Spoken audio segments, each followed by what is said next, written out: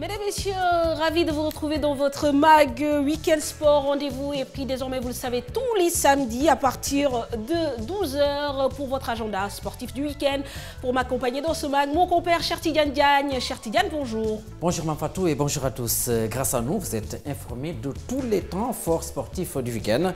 Du basket ce soir, du foot local, africain et international au menu. Nous démarrons tout de suite avec du basketball, la nouvelle fédération de basketball qui va fêter bientôt sa première année de présence à la tête de la discipline. Entre bilan et perspective, Maître Babacar Ndiaye se prononce sur les différents chantiers, les préparatifs du tournoi de JO auquel doivent participer les Lions, le tournoi pré-olympique auquel doivent participer les garçons. Et bien sûr, il y a des innovations en cours. Nous allons de ce pas suivre cet entretien avec Maître Babacar Ndiaye, Dissa Prera, Image Yaya Diallo. Titre continental lors du premier Afro-Basket féminin.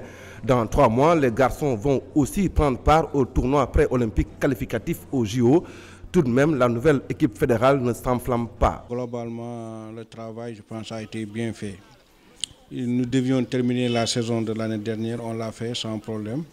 Nous devons également assurer la participation des équipes nationales aux 2 Afro-Basket. Malheureusement, on s'est arrêté en demi-finale chez les garçons et on a gagné chez les filles, ce qui nous a ouvert les portes des Jeux Olympiques. Donc globalement, on peut dire que l'année passée a été une bonne année. Pour cette année également, on a démarré les compétitions. Les compétitions se tiennent régulièrement. La relance du basket à la base, la Fédération sénégalaise de basket en fait une priorité. À cet effet, elle est en voie de lancer un programme national pour vulgariser la discipline. Ça commence d'abord par la formation des encadreurs. Le démarrage, la formation des entraîneurs du premier degré et du deuxième degré va démarrer. Aujourd'hui, par exemple, depuis presque 10 ans, on n'a pas organisé une compétition, une formation de deuxième degré chez les entraîneurs. Nous avons réussi à le faire, ça va nous permettre d'avoir des techniciens sur place. Le développement à la base, c'est de permettre aux autres équipes du territoire de la République de jouer le basket chez eux. C'est la raison pour laquelle nous avons fait une deuxième division de zone. Aujourd'hui, les équipes de deuxième division ont fini de s'affilier et de s'engager. On va bientôt démarrer la deuxième division. On va faire une zone au sud avec les équipes de Ziguinchor, de Tamba et de Kolda. Une zone centre avec Kaolack, Fatick et Kaffrine. Et une zone centre bis avec Thiès et Diourbel et une zone du nord. Il faut voir avec les petites catégories comment faire pour maintenant également leur doter de compétition. Mieux professionnaliser le basket afin de permettre aux clubs d'en tirer profit, les fédéraux y pensent, mais ça reste un processus assez long. On est en train de voir, ça c'est un processus, comment faire pour aboutir au professionnalisme, mais on ne peut pas en fait se précipiter. Je pense même qu'au-delà des textes, dans la pratique, ce que nous faisons, il y a des équipes professionnelles au basket qui paient mieux même qu'au football. Juste après l'arrivée de l'actuelle équipe fédérale, elle avait décidé de surseoir au couronnement du roi et de la reine. Cette saison, si la cérémonie va se tenir avec quelques changements, annonce notre interlocuteur. Le couronnement va revenir l'année prochaine. L'année dernière, pour des raisons pratiques, on a estimé que ce n'était pas matériellement possible de l'organiser. On a privilégié les intérêts nationaux au détriment des intérêts partisans. Maintenant, à partir de cette année. Alors, même pour le championnat local, retenez qu'on est à l'étape de la 13e journée chez les garçons, 9e journée chez les filles. On s'achemine vers les playoffs, la dernière phase du championnat qui va consacrer un des clubs champions. En messieurs, le Duc semble tenir le bon bout et chez les dames, Duc, SLBC et AS Ville de Dakar sont en pole position. Cher Tidiane, sans transition, nous parlons football avec la 4e journée des éliminatoires de la CAN 2017. Vous le savez, mardi dernier, le Sénégal a fait un grand pas en vue de cette qualification en s'imposant devant le Niger sur le score donc, de 2-1. Un match plié dès la première mi-temps, donc 2-0, 2 buts marqués par Pape Ndiaye Souaré et donc Moussa Konaté sous une chaleur étouffante. On va retrouver le résumé de cette rencontre avec Momodou Ndiaye et Ibrahim Diouf. La délivrance de toute une équipe après 90 minutes sous une forte canicule à Niamey, le Sénégal bat le Niger 2-1. Les hommes de Cissé ont plié le match dès la première période. À la 22e minute, Sadio Mané fauché dans la surface de réparation nigérienne. L'arbitre désigne le point de pénalty. Moussa Konaté s'en charge et ouvre le score pour le Sénégal.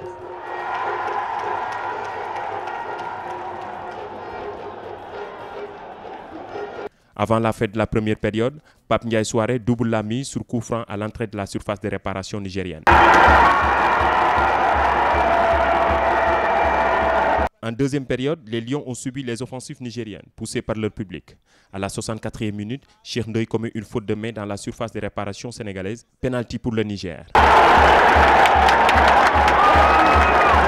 Adebayor, l'attaquant nigérien, réduit le score. 2-1, score final, une victoire, synonyme de qualification. Oui, c'est une qualification acquise.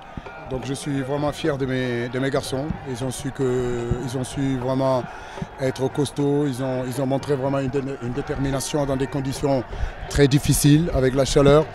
Ce ne fut pas pour moi l'un de nos meilleurs matchs. Mais je crois que la seule chose qu'on essaiera de retenir, c'est que nous nous sommes qualifiés au bout de 4 journées. Le coach adjoint du Niger reconnaît que la meilleure équipe a gagné. Déjà, c'est des matchs dont déjà nous on est là pour grandir. Et c'est en faisant des matchs comme ça qu'on va grandir. On joue contre une équipe du Sénégal qui a beaucoup d'expérience, beaucoup de grands joueurs. Au match aller, on a tout donné. Bon, on a eu des petits pépins au niveau de la préparation, des déplacements et surtout bon, on a eu le problème, le gardien qui s'est blessé la veille. Bon, c'est pas une excuse, mais bon, ça fragilise un peu un groupe. Mais on a tout donné. Et au match retour, on a fait une mauvaise entame de match. On a eu aussi un pépin de Kofi au dernier moment qu'on a su qui n'était pas là. Donc c'est un joueur d'expérience qui nous a fait beaucoup de défauts derrière. Bon, nous, on travaille sur la jeunesse. Avec cette victoire, le Sénégal compte 12 points et assure presque sa qualification au prochain CAN Gabon 2017. Mamadou Ndiaye, merci. Le bilan technique, c'est le DTN Mayacine Mar qui s'y met. Il reconnaît qu'il y a encore du travail à faire pour améliorer le contenu du jeu des Lions. Les portes de la tanière ne sont pas encore fermées, dit-il, Mayacine Mar, que nous écoutons au micro de nos envoyés spéciaux. Aujourd'hui, on est en train d'avancer tout tranquillement. On est en train également aussi de monter un état d'esprit assez nouveau, de joueurs conquérants, de joueurs capables effectivement de défendre bien, en avançant bien sûr, de joueurs capables de récupérer le ballon très vite, d'aller très vite devant. Je crois que c'est ça qu'il faut magnifier sur ces deux matchs-là. Et je crois que bon, aujourd'hui, c'est vrai que bon, il y a du boulot encore, hein, il faut le dire. Il y a du boulot parce que quand même, le football n'est jamais arrêté, il n'est jamais figé. L'entraîneur est conscient, les joueurs sont conscients là-dessus. Il nous faut encore continuer à avancer, à s'ouvrir sur également de bonnes perspectives, sur des joueurs talentueux sur lesquels il pourrait apporter encore un plus à l'équipe. Je crois que l'équipe n'est pas fermée dans les deux sens.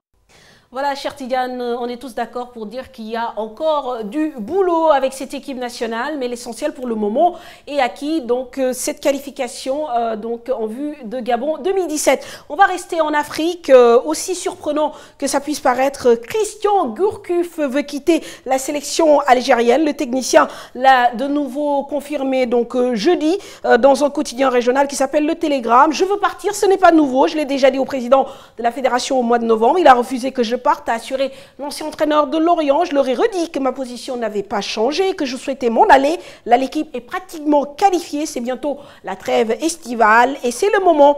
L'entraîneur qui intéresse Lille, Nantes et Bordeaux a par ailleurs reconnu des approches tout en assurant qu'elles n'étaient en rien liées avec son désir de départ d'Algérie paradoxal. Justement, ces velléités de départ, Gourcuff l'a réitéré lors du voyage retour de l'Éthiopie où l'Algérie avait fait un match nul contre l'Éthiopie, 3 buts partout. Et malgré tout, les Fennecs sont leaders du groupe J avec 10 points, soit 5 points d'avance sur le second qui est l'Éthiopie. Et nous parlons à présent, Manfatou, du football local. En début de semaine, la Ligue a joué donc sa 16e journée à l'issue de laquelle l'AS Douanes, équipe championne en titre, garde encore sa place de leader avec 26 points. Le Casa Sport, deuxième avec 24 points. Et puis l'équipe de Stade de Mbour occupe la 3e place avec 22 points. En rappel rapide des résultats de cette 16e journée, Stade de Mbour Douane 1, 1 partout. Diambar qui a battu NGB 2-0. Niambour qui s'est incliné devant la Ligue 3-0. L'US Gorée s'est imposé devant Guédiawaye FC 2-1. Sunéor US Wakam 0 partout. Et Ngor qui donc s'est incliné à domicile devant le Casa Sport. En bas de tableau, la Sunéor est 13e avec 19 points. Angolais Verrage -3. Et puis Niaritali qui occupe une surprenante place de dernier au classement avec, disons, cette 14e place avec 19 points, -4. Nous restons toujours avec cette 16e journée. Le Diaraf qui a eu donc la bonne idée de s'imposer et de s'éloigner de cette zone de relégation. Les Verts et Blancs ont battu Mour Petite Côte sur le score d'1-0. C'était mardi dernier. Un résumé du match fait par Hadi Atala. L'AS Diaraf retrouve son jeu et la victoire. Relégable avant la rencontre, elle attaque bien la partie mais sans réussite. L'avant-centre Ibrahima Diop manque par 2 fois d'ouvrir le score dans la première période qui se termine sans but.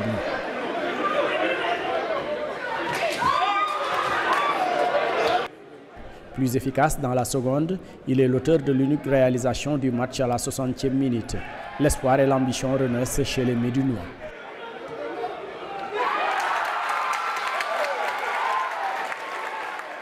Il faut se féliciter encore du bon match et du bon contenu. Le score, à mon avis, aurait pu être plus sévère que ça. Mais c'est quand même un adversaire sérieux qu'on avait en face. Et tout compte fait, l'essentiel a été de gagner et d'engranger enfin 3 autres points. Mour Petite Côte est-elle dans une mauvaise passe avec 9 matchs sans victoire, une contre-performance à laquelle il faut ajouter l'expulsion de 2 de ses attaquants. L'heure est grave pour l'entraîneur mbourois. Quand une équipe se crée des occasions, c'est parce que le contenu est bon. Il reste maintenant tout simplement à concrétiser les actions, n'est-ce pas, pour pouvoir se mettre à l'abri. Il reste encore 11 journées. Je suis toujours optimiste. On va continuer le travail, rectifier certaines erreurs, mais également essayer de mettre en place une nouvelle structure sur le plan offensif. Jouer notre va-tout. On va recevoir la semaine prochaine chez moi, à Bourg. Là, il n'y aura rien que la victoire. Rien que la victoire. Là où je vous parle, je ne suis pas menacé. Mais vous savez, un entraîneur n'est jamais à l'abri quand son équipe ne gagne pas. À la faveur de sa victoire, Diaraf quitte la 17e place pour la 9e. Avec 20 points, devançant maintenant de 2 rangs Mour Petite Côte avec 19 points. La 17e journée de la Ligue 1 justement, dès ce samedi, cet après-midi à 16h, l'Union sportive de Ouakam, 4e au classement, accueille le Niambour de Louga, le promu, qui a occupé pendant un moment la place de leader. Et puis juste après, à 18h, toujours au stade Demba Diop de Dakar, l'équipe de Diambar de Sali, mal en point, accueille le Diaraf. Oui, c'est plutôt Diambar qui accueille le Diaraf de Dakar, c'est à Sali. Donc un point séparé les deux formations qui occupent respectivement les 9e et 10e places. Et puis Aïsdouane, premier au classement, accueille l'équipe de l'Olympique de Ngor. Ce sera à partir de 18h au stade Demba Diop de Dakar. Une 17e journée qui se poursuit bien sûr le dimanche avec Guédiawaye FC 7e qui accueille le stade de Mour 3e. Donc ce sera à 17h. Même heure pour la rencontre entre la Ligue R 5e et l'US Gorée 8e. Et puis donc Mour Petite Côte qu'on vient de voir. Montlampont qui accueille Sunéor. Ce sera également à 17h à Mour. Et puis Niaritali qui a besoin d'engranger les points forcément. Donc accueille le Casa Sport à 17h.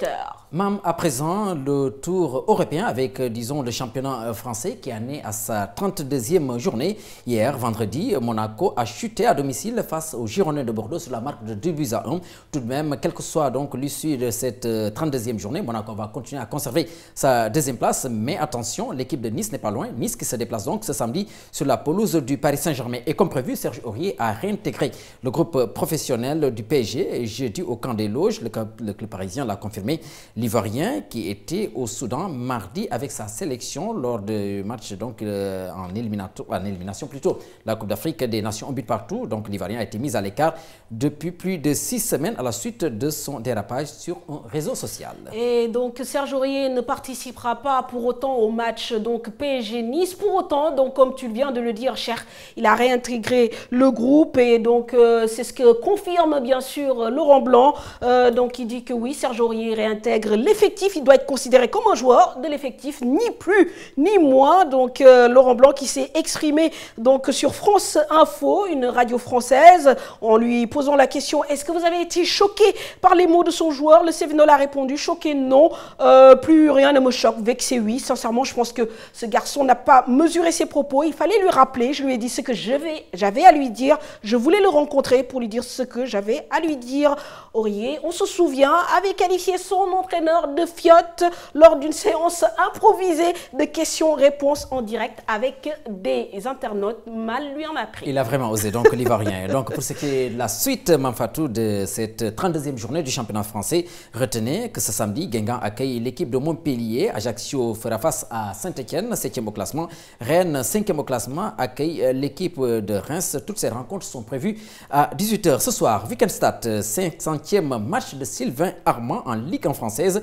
15 ans après le premier à Agi-Auxerre, le 9 septembre 2000. C'était sous le maillot nantais. Et puis, pour ce qui est donc des autres rencontres, 3, Angers est aussi prévu ce samedi à 18 h. Un match que ne jouera pas Cheikh Ndoye, le Rufisquois, suspendu pour donc cette rencontre, Mamfatou. Et puis le dimanche 3 avril, toujours donc dans cette Ligue 1 française, retenez que Nantes va donc rencontrer Lille. Nantes qui est 8e contre Lille. Donc un point sépare les deux équipes. Ce sera à 12 h temps universel.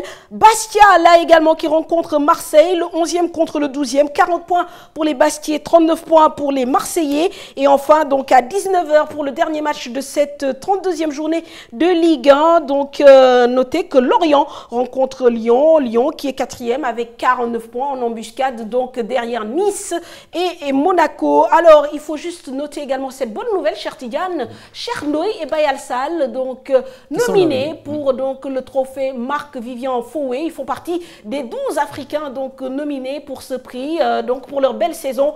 Cheikh Ndoye, bien sûr, sociétaire de Angers, et Bayal Sall, défenseur et désormais capitaine de Saint-Etienne. Et on leur souhaite tout le bien du monde. Et puis nous traversons la Manche, Mamfatou, pour parler du championnat anglais qui en est à sa 32e journée ce samedi 2 avril. Aston Villa, qui occupe la dernière place du classement de Idrissa Gana Gueye, donc qui accueille Chelsea, 10e au classement. Ce sera à partir donc de 11h45, temps universel. Justement, donc le match a déjà démarré. Rémi Garde a quitté Aston Villa par consentement mutuel avec le club, avec seulement 2 victoires en championnat depuis son arrivée au mois de novembre. Donc Rémi Garde, l'entraîneur français d'Aston Villa, qui a lâché donc le bateau. Et puis nous allons parler d'Arsenal Watford, prévu tout à l'heure à 14 h, avec seulement 2 victoires lors de ses 9 derniers matchs. Arsenal a connu une fin d'hiver très compliquée, éliminé de la Cup et de la Ligue des Champions.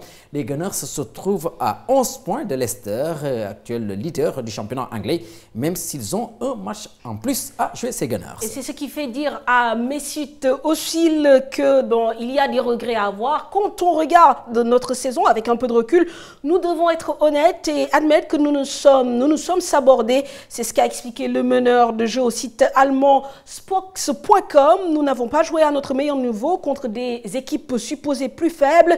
En première ligue, ça se paye automatiquement, mais nous avons toujours une petite chance de remporter le titre.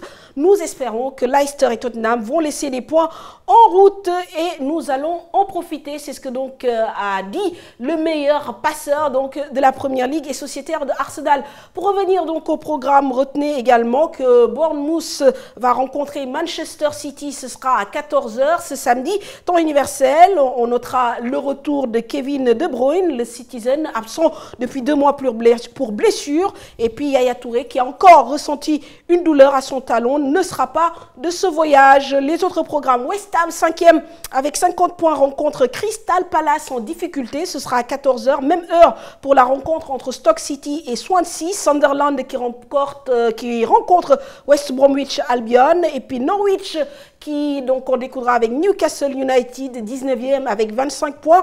Et enfin, un choc attendu entre Liverpool, 9e avec 44 points, contre Tottenham, 2e. Ce sera à 16h30 temps universel. Et puis la fin de cette 32e journée du championnat anglais, le dimanche, Leicester, surprenant leader, accueille l'équipe de Southampton. Ce sera à partir de 12h30. Manchester United, 6e au classement, va jouer contre l'équipe d'Everton, 12e. Manchester City, donc plutôt United, qui va chercher à intégrer le Big Four, dominé par Leicester, Tottenham, Arsenal et Manchester City. Mamfatou, nous enchaînons avec le championnat d'Espagne qui en est à sa 31e journée.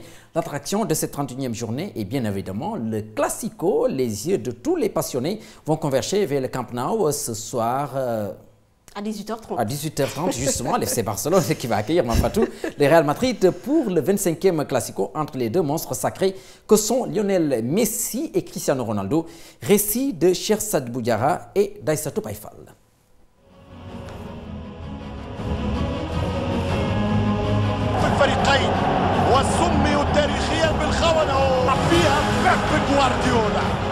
À plus de 500 000 francs, le prix d'une place au Camp Nou ce samedi, le Classico Barcelone-Real de Madrid passionne toujours, ceci en dépit d'un intérêt sportif tout relatif, vu l'écart entre les deux équipes cette saison au classement de la Liga espagnole.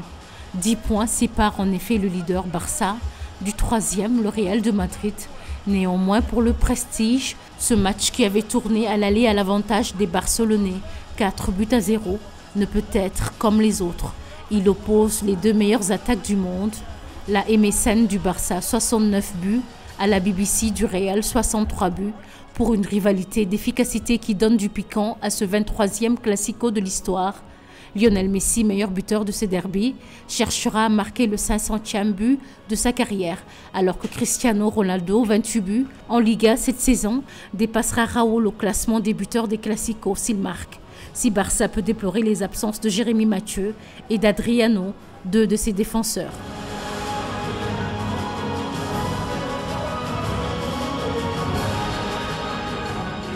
Madrid est au grand complet pour la rencontre et la confiance règne dans les deux groupes d'après les déclarations d'avant-match.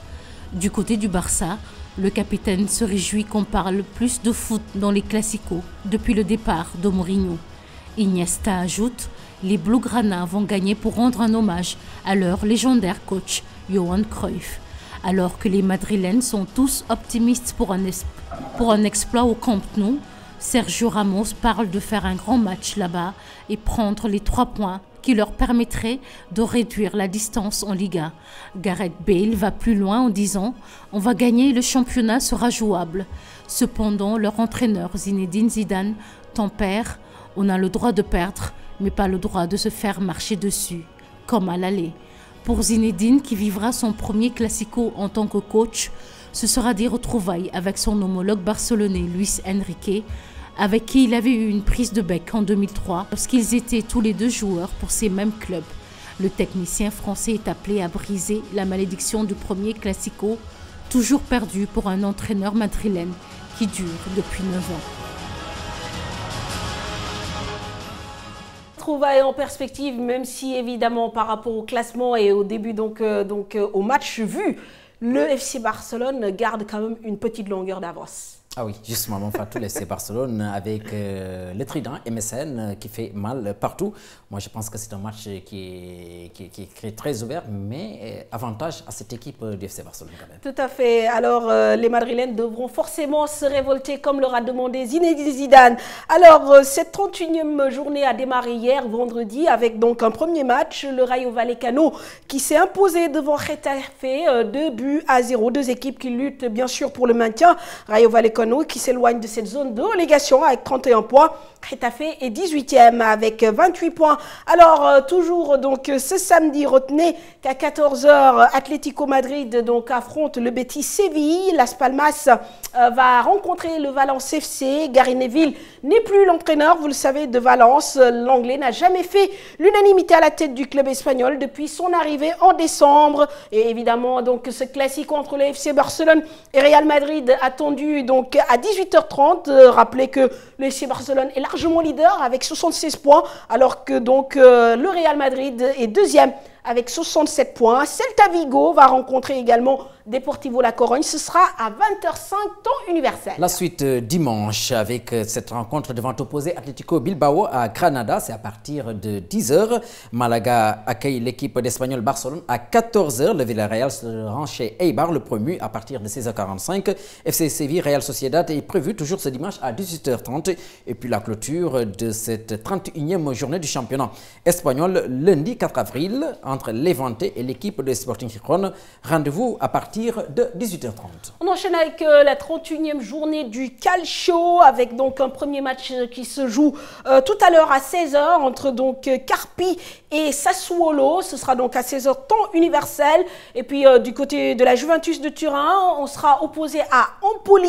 Et il faut noter également le retour de Giorgio Chiellini, le défenseur de la Juventus de Turin, qui a effectué son retour à l'entraînement, comme l'indique donc son club depuis mercredi. En revanche, la Juve devra se passer de Leonardo Bonucci ce samedi contre Empoli dans le cadre de cette 31e journée de championnat. Dimanche 3 avril, Udinese fera face à l'équipe de Naples de Kalidou Koulibaly. Udinese qui menace la Juventus de Turin, puisque 3 points séparent ces deux formations qui occupent respectivement la première et la deuxième place. Donc Udinese-Naples à 10h30 ce dimanche.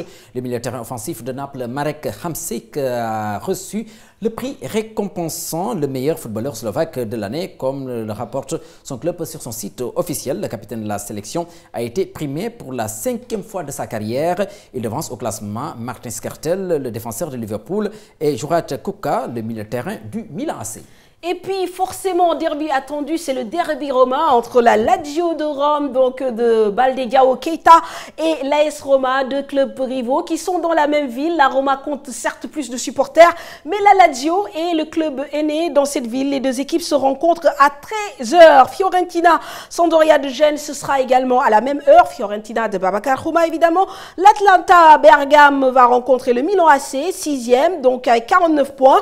Toujours à 13h, Chievo Vérone contre Palerme, Genoa Frosinone, Inter de Milan 5e avec 55 points rencontre Torino 13e avec donc 25 points. Et puis on boucle cette 31e journée de Calcio, ce sera lundi donc entre Bologne et Hellas Verona. On va terminer certainement avec la Bundesliga. Justement, le championnat allemand qui va donc aborder sa 28e journée Mamfatou. Retenez que ce samedi, le Bayern de Munich, premier au classement, va jouer contre l'avant-dernier au classement. Il s'agit de Francfort.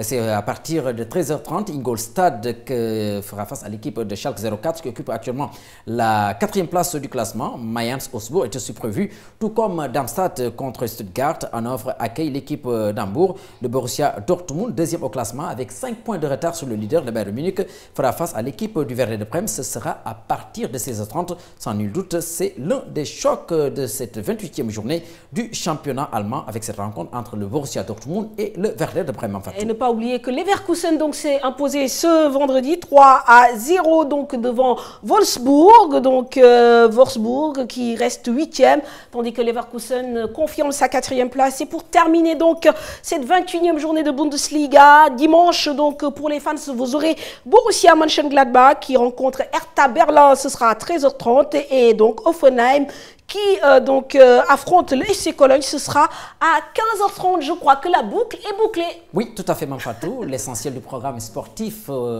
national, mondial et international donc vous a été proposé. Et je pense que nos auditeurs, ou alors nos téléspectateurs sont... C'est la déformation professionnelle. Ouais, justement. On vous comprend, cher Tidiane. Merci en tout cas de nous avoir suivis. Excellent week-end si vous êtes à table. On se donne rendez-vous quant à nous lundi dans Sport à la Une pour le débrief de tout ça. Au revoir. Ciao.